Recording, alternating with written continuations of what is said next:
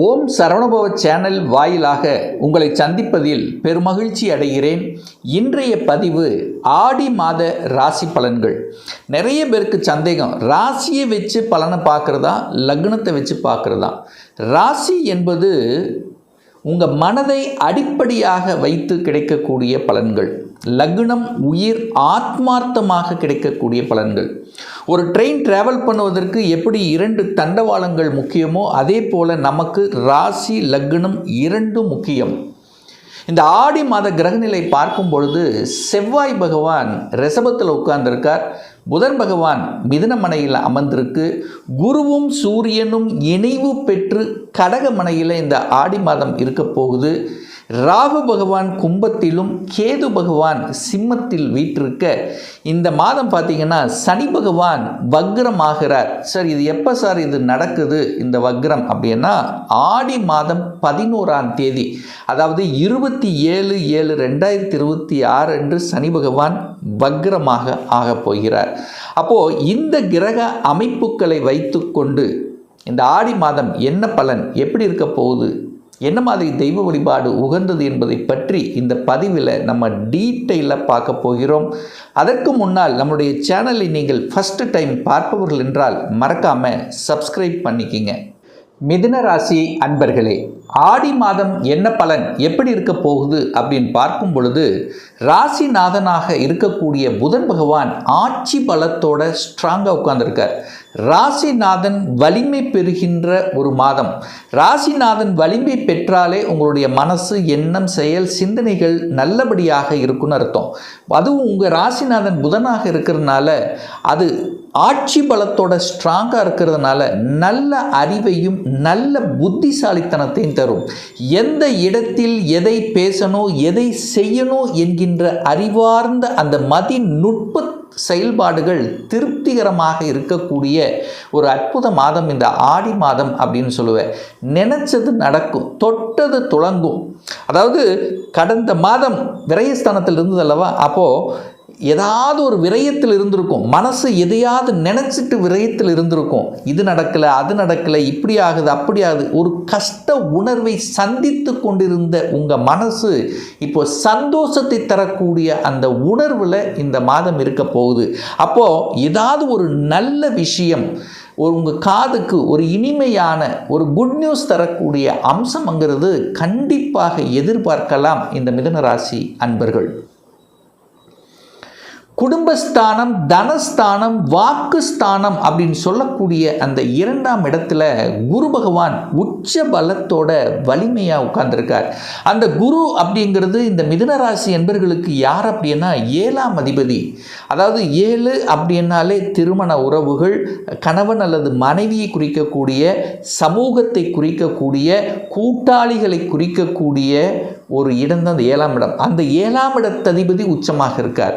அதே சமயத்தில் அது குருங்கிறது 10ஆம் அதிபதி, தொழில் ஸ்தானத்தின் அதிபதி. அப்போது சமூகத்தின் மூலமாக நல்லவைகள் செய்வதன் மூலமாக அல்லது கணவன் அல்லது மனைவியின் மூலமாக தனவரவு கிடைக்கக்கூடிய அமைப்புகள், தொழில் ஸ்தானத்தின் அதிபதி தொழிலின் மூலமாக லாபத்தை கொடுக்கக்கூடிய அமைப்புகள், அல்லது தொழிலை விரிவுபடுத்துவதற்காக என்ன உணர்வை கொடுக்கக்கூடிய அமைப்புகள், அல்லது குடும்பத்தில் இருக்கின்றவர்கள் ஒன்றிணைந்து ஒரு தொழிலை செய்யலாம் என்கின்ற எண்ண ஓட்டத்தை கொடுக்கக்கூடிய அமைப்புகள் அங்கே சூரியனோடு சேர்ந்திருக்கு. அப்போ சூரியனுங்கிறது யாரு? மிதுனத்துக்கு முயற்சி ஸ்தானத்தின் அதிபதி. உங்கள் முயற்சியால் பணவரவு ஈட்டக்கூடிய ஒரு அற்புதமான ஒரு மாதமாக இந்த ஆடி மாதம் திகழ்கிறது. அது குரு சூரியன் இணைவது ஒரு அற்புதமான ஒரு யோகம். என குருவும் சூரியன் சேர்ந்தாலே அங்கே பெரிய மனிதர்களின் தொடர்புகள் கிடைக்கக்கூடிய அமைப்பு. சூரியன் 2ஆம் இடத்தில் இருக்கார். சூரியனுங்கிறது 3ஆம் அதிபதி, முயற்சி ஸ்தானத்தின் அதிபதி 2ல் இருக்கு. முயற்சியால் தனவரவு, பிரயாணத்தின் மூலமாக தனவரவு கிடைக்கக்கூடிய அமைப்புகள், சிறு தூர பிரயாணங்கள், தூரதேச பிரயாணத்தின் மூலமாக உங்களுக்கு பணத்தை ஈட்டக்கூடிய வாய்ப்புகள், ஒப்பந்தத்தின் மூலமாக தனவரவு கிடைக்கக்கூடிய அமைப்புகள். 3ஆம் இடம் என்பது வியாபாரம். அந்த வியாபாரத்தின் மூலமாக தனவரவு இந்த மாதம் அதிகமாக கிடைக்கக்கூடிய அமைப்புகள். ஸோ இப்படி நல்ல விஷயங்கள், தனத்தை பெருக்கி கொடுக்கக்கூடிய சந்தர்ப்ப வாய்ப்புகளை உருவாக்கக்கூடிய ஒரு காலகட்டம் அப்படின்னு சொல்லுவேன். 3ஆம் இடம் சகோதரர்கள், சகோதரர்கள் மூலமாக, நண்பர்களின் மூலமாக புகழ் கிடைக்கக்கூடிய அமைப்புகள். பேச்சு நன்றாக இருக்கும்னு முதல் சொல்லிட்டேன். பேச்சின் மூலமாக குருன போதனைகள் சொல்லிக் கொடுத்தல் மூலமாக ஒரு நல்லவைகள் நடக்கக்கூடிய அமைப்புகள். 4ஆம் அதிபதி யாரு? புதன் தான். சுகத்தை கொடுக்கக்கூடியவனும் புதன் தான். அவர் ஆட்சியாக இருக்கார், வலிமையாக இருக்கார். சுகஸ்தானம் ஆட்டோமேட்டிக்காக உங்களுக்கு வரப்போகுது. சுகத்தின் மூலமாக சந்தோஷம் தரக்கூடிய, அதாவது 4ஆம் இடம் வந்து வீடு, வண்டி, வாகனம் இது எல்லாத்தையும் குறிக்கக்கூடிய இடம்தான் அந்த 4ஆம் இடம். அந்த 4ஆம் இடத்தில் சுக்கிரன் வந்து அமைய போகிறார். சுக்கிரன் எப்போ வர போகிறார்? ஆடி மாதம் 16. அங்கே நீச்சமாக இருந்தாலும் 4ஆம் இடம் திக்பலம் அடையக்கூடிய இடம். அப்போது கிடைக்கல, வரலை, சொத்து வரணும் ஆனால் தடைப்பட்டுருக்கு, வாங்கலாமா வேண்டாமா 2 யோசனை இருக்குது. இதுக்கெல்லாம் விடை கொடுக்கக்கூடிய ஒரு மாதமாக இந்த புதன், அதாவது இந்த மிதுன ராசி என்பர்களுக்கு நிச்சயமாக அமையும். 5ஆம் அதிபதி அதான் சுக்கிரன் நீச்சமாகிறார். நீங்கள் வருத்தப்பட வேண்டிய அவசியம் இல்லை. ஏன்னா 4ஆம் இடத்துல வந்து உட்கார போகிறார். அங்கே திக்பலம் அடைய போகுது. குழந்தைகள் இது கிடைக்குமா கிடைக்காதா, இந்த கோர்ஸ் கிடைக்குமா கிடைக்காதா அப்படிங்கிற அந்த ஒரு மன என்ன உணர்வுகளை கொடுத்துட்ருக்கோம். கடைசியில் ஜெயிக்க போகிறீங்க, கடைசியில் கிடைக்க போகுது. அந்த கிடைக்கிற வரைக்கும் ஒரு பதட்டத்தை கொடுத்து வைத்து கொண்டு, ஏன்னா சுக்கிரன் நீச்சமாகிறார், 5ஆம் அதிபதி நீச்சமாகுது. ஆனால் குழந்தை காரக கிரகமான குரு உச்சமாகிறது. அப்போ எண்டு விளைவு என்னன்னா, நீங்கள் நினச்சது நடக்கும். ஒரு படிப்புக்கு இந்த கோர்ஸ் போகணும், இந்த காலேஜ் போகணும், இது கிடைக்குமா கிடைக்கானா பதட்டத்தை கொடுத்து கடைசியில் நல்லவைகள் கிடைக்கக்கூடிய, நல்ல செய்திகளை கொடுக்கக்கூடிய அம்சம் என்பது இந்த மிதுன ராசி என்பவர்களுக்கு நல்லாவே இருக்க போகுது. 6ஆம் இடம் என்பது கடன், நோய், எதிர்ப்பு, பகையை தரக்கூடிய இடம். ஸோ அந்த இடத்தை குரு பகவான் பார்வை செய்கிறார். 12ஆம் இடத்தில் இருக்கக்கூடிய செவ்வாய் 6ஆம் இடத்தை பார்க்குது. அப்போ கடனை 6க்குரியவன் 6ஆம் இடத்தை பார்க்குறார். 6ஆம் இடத்தில் என்ன இருக்குது? கடன், நோய், எதிர்ப்பு, பகை, வம்பு, வழக்கை குறிக்கக்கூடிய இடம் அந்த 6ஆம் இடம். அப்போ கடன் தன்னுடைய கெப்பாசிட்டிக்கு மேலே போகக்கூடாது, எதிரி கோபப்படக்கூடாது, கோபத்தை வரவழைக்கும். ஏன்னா செவ்வாய் ஆகாதவன், மிதுனத்துக்கு செவ்வாய் ஆகாதவன், கோபத்தை வரவைக்கக்கூடிய ஒரு கிரகம் செவ்வாய். 6ஆம் இடத்தை பார்க்குற டக்குன்னு கோபம் வரும். நிதானம் இல்லாமல் செய்துவிட்டு அதற்கப்புறம் யோசிக்கக்கூடிய தன்மை, சகோதரர்கள் மூலமாக எங்கேயாவது ஒரு இக்கணம் கொடுக்கக்கூடிய தன்மை. செவ்வாய் என்ன? உறவுகள், உறவு பந்தங்கள் மூலமாக நீங்கள் என்னதான் நல்லது செய்தாலும் ஒரு குறை சொல்லாமல் இருக்க மாட்டார்கள். இந்த மிதுனராசி என்பவர்கள் உறவுகள், சகோதர உறவுகள் அல்லது இரத்தபந்த உறவுகளில் நீங்கள் என்னதான் நல்லது செஞ்சு பாருங்கள், ஏதாவது ஒரு குறை என்பது கண்டிப்பாக இருக்கும். 7ஆம் அதிபதி, இந்த மிதுனத்துக்கு 7ஆம் அதிபதி யார் அப்படின்னா குரு பகவான். குரு பகவான் உச்சமாக இருக்கார்.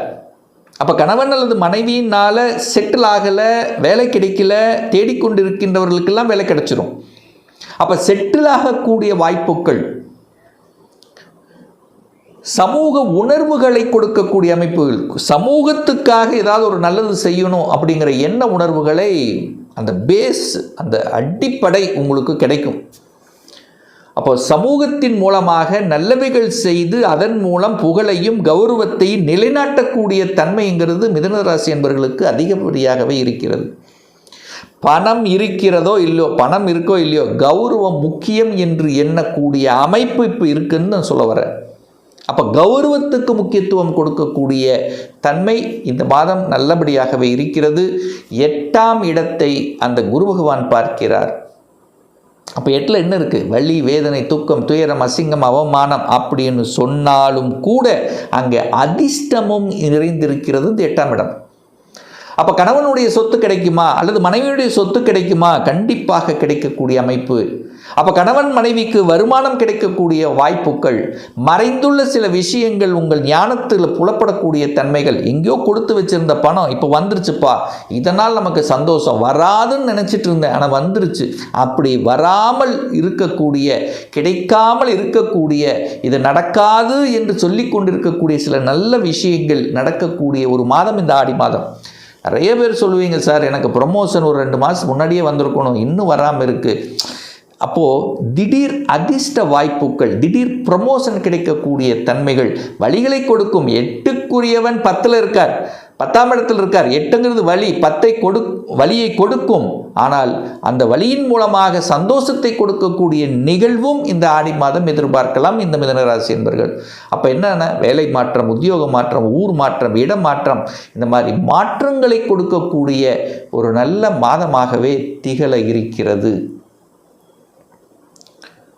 நிறைய மிதுன ராசி என்பர்கள் பார்த்தீங்கன்னா வெளியூர், வெளி மாநிலம், அந்நிய தேசம் சென்று வரக்கூடிய பாக்கியங்கள் நிறைந்து இருக்குன்னு சொல்லுவேன். நிறைய பேர் சொல்லுவீங்க, சார் நான் ஒரு வெளிநாட்டுக்கு போகணும்னு ஆசைப்படுறேன், 1 வருஷமாக முயற்சி எடுக்கிறேன், அந்த முயற்சியில் ஏதோ ஒரு தடை, ஒரு ஆன்சைட் போகணும், வெளியில் போகணும், ஐடி படிச்சிருக்கேன், நான் வெளிநாட்டில் போய் வேலை பார்க்கணும், அல்லது எம்எஸ் படிச்சிருக்கேன், வெளிநாட்டில் வேலை கிடைக்கல, தேடிட்டு இருக்கிறேன், இன்னும் கிடைக்க மாட்டேங்குது. திடீர் என்று கிடைக்கக்கூடிய வாய்ப்புகள், சந்தர்ப்பங்கள் எதிர்பார்க்கலாம் இந்த மிதுனராசி என்பர்கள். ஆக மொத்தம் இந்த மாதம் நல்ல செய்திகள், உங்களுக்கு மனதுக்கு பிடித்த செய்திகளை கொடுக்கக்கூடிய ஒரு அதிர்ச்சி, ஒரு இன்ப அதிர்ச்சியை கொடுக்கக்கூடிய, இடம், நிலம், வீடு, வண்டி, வாகனங்கள் வாங்கக்கூடிய ஒரு நல்ல யோகமான ஒரு மாதமாகவே இந்த மாதம் எதிர்பார்க்கலாம் மிதுனராசி அன்பர்கள். இன்னும் ஒரு துல்லிய பலன், உங்கள் ஜாதகத்தில் கிரகங்கள் எப்படி இருக்குது, என்ன ஆதிபத்தியத்தில் இருக்குது, எத்தனை டிகிரியில் இருக்குது, இப்போ நடப்பு தசாநாதன், புத்திநாதன், அந்தரநாதன், சூட்சமநாதன் எப்படி இருக்குது என்பதை பொறுத்து நீங்கள் கேட்கக்கூடிய எந்த கேள்வியாக இருந்தாலும் சரி, இந்த 2026இல் சொந்த தொழில் செய்வதற்குண்டான கொடுப்பினை இருக்கா, அப்படி இருக்கக்கூடிய பட்சத்தில் எப்போ நம்ம சொந்த தொழிலை ஆரம்பிக்கலாம், திருமணம் தடைப்பட்டு கொண்டே இருக்கிறது, எப்போதான் சார் திருமணம் நடக்கும், எப்போ நமக்கு குழந்தை பாக்கியம் கிடைக்கும், வேலையில் எப்போ இடமாற்றம் ப்ரமோஷன் கிடைக்கும், எப்போ நான் வீடு கட்டுவேன், என்ன கோர்ஸ் படிக்கக்கூடிய கொடுப்பினை இருக்குது, எந்த கோர்ஸ் படித்தா நம்முடைய ஃப்யூச்சர் நன்றாக இருக்கும், இது போன்ற கேள்விகளுக்கு துல்லியமான பதிலை நம்மால் கூற முடியும். ஒரு பர்சனல் கன்சல்டேஷன் எடுத்துக்கணும், ஒரு சுயஜாதகம் பார்க்கணும் என்று விருப்பப்படக்கூடிய அன்பர்கள் டிஸ்பிளே தெரியக்கூடிய நம்பருக்கு வாட்ஸ்அப் மூலியமாகவோ ஃபோன் கால் மூலியமாகவோ தொடர்பு கொண்டு அப்பாயின்மெண்ட் பெற்றுக்கொண்டு நேரடியாகவோ அல்லது ஆன்லைன் மூலமாகவோ கன்சல்டேஷன் எடுத்துக்கலாம். நம்முடைய அலுவலகம் கோயம்புத்தூரில் அமைந்துள்ளது. அதாவது கோயம்புத்தூரிலிருந்து மேட்டுப்பாளையம் செல்லும் வழியில் வெள்ளக்கிணர் பிரிவுக்கு அருகில், அதாவது அன்னபூர்ணா ஹோட்டலுக்கு பக்கத்தில் அமைந்துள்ளது. பிரியர் அப்பாயின்மெண்ட் வாங்கிட்டு நேரடியாக கன்சல்டேஷன் எடுத்துக்கலாம். நிச்சயமாக இந்த பதிவு ஏதாவது ஒரு ரூபத்தில் உங்களுக்கு யூஸ்ஃபுல்லாக இருக்குங்கிறதுல எந்தவித மாற்று கருத்தும் கிடையாது. மீண்டும் ஒரு நல்ல பதிவில் உங்களை சந்திக்கும் வரை உங்களிடமிருந்து விடைபெறுவது உங்கள் அஸ்ட்ராலஜர் டாக்டர் சதீஷ்.